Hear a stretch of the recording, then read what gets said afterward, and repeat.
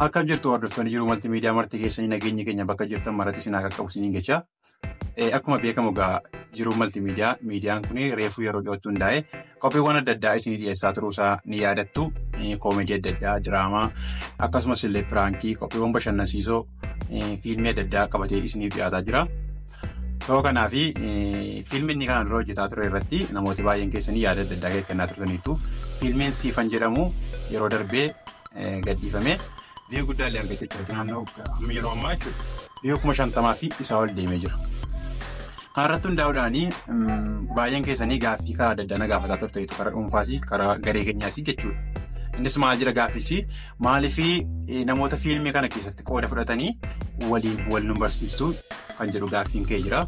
Hunda isaaniiyyuu namoota fiilmii kana hojjetanii barreeffatan san poosterii isaanii argitan kana guutummaa isaanii wajjin wal isin barsiisuudhaaf yeroo qabannee jirra jechuudha.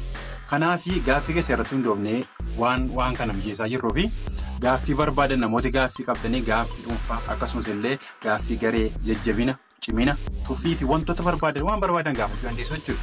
Achirratti maqaa keessanii wajjin iddoo gaafatanii wajjin maaliif akka gaafatanii wajjin nu barreessuu dandeessu. Maqaan keessan akka naamni yoo barbaadanis hin dandeessu.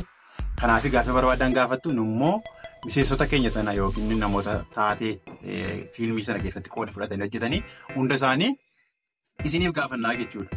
Kanaaf yaada qabdanii koomentii jalatti barreessuudhaan gaaffii barbaadan gaafachuu dandeessu.